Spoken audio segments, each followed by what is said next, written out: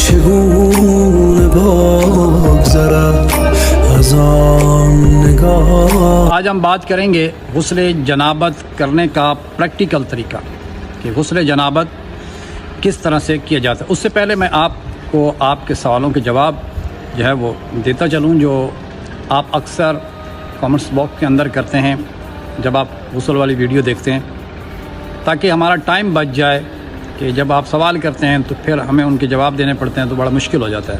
جو چیزیں ڈسکس ہو چکی ہوں انہیں دوبارہ اگر ریپیٹ کیا جائے تو وہ یقیناً ہمارے لیے پھر مشکل ہو جاتا ہے. سب سے پہلے سوال کیا جاتا ہے کہ کیا غسل سے پہلے وضو کرنا چاہیے؟ نہیں، وضو کرنے کی ضرورت نہیں ہے، آپ ڈائریکٹ غسل کریں.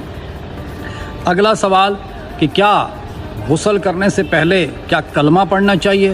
نہیں میرے محترم، کلمہ پڑھنے کی ضرورت نہیں ہے. اگلی بات، مرد اور عورت کا غسل، کیا مرد اور عورت کے غسل میں کوئی فرق ہے؟ نہیں، کوئی فرق نہیں ہے. مرد کا غسل، عورت کا غسل ایک کی طرح کا ہے، اس میں کوئی فرق نہیں ہے. اگلا سوال، اگر ایک وقت میں 2 غسل واجب ہو جائیں، مثلا ایک شخص ہے اس پر 2 غسل واجب ہو، جیسے عورت ہے اس پہ غسل جنابت بھی واجب ہے اور غسل حیض بھی واجب ہو گیا تھا، وہ کیا کرے؟ تو بس وہ ایک غسل کر لے تو اس کا وہ غسل جو ہے وہ دونوں ہو جائیں گے، اسے علیحدہ علیحدہ کرنے کی ضرورت نہیں ہوگی. مثلا اس پر غسل جنابت واجب ہوا تھا اور تھوڑی دیر بعد جو وہ حیض کی حالت میں آ جاتی ہے، تو اب جب وہ حیض کا غسل کرے گی تو وہ جنابت کا بھی ہو جائے گا، اب اسے غسل جنابت کرنے کی ضرورت نہیں ہے علیحدہ سے. اگلا سوال کہ غسل کے بعد اپنے جسم پر کیا نظر ڈالی جا سکتی ہے؟ جی بالکل، کیوں نہیں نظر ڈالی جا سکتی.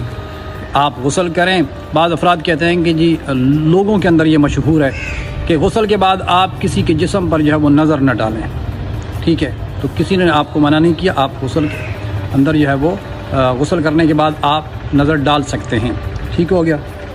اچھا، اس کے بعد فرمایا جسم پر پانی کتنے بار ڈالنا چاہیے؟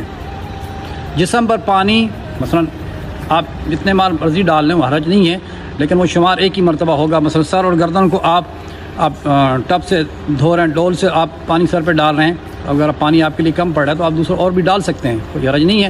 ایک دفعہ دھونا کافی ہے. مثلا سر اور گردن کو ایک دفعہ دھونا کافی ہے، دائیں سائڈ اور بائیں سائڈ علیحدہ علیحدہ ایک دفعہ دھونا کافی ہے. اس کے بعد غسل کے بعد وضو لازمی ہے. کیا غسل کرنے کے بعد وضو کرنا ضروری ہے؟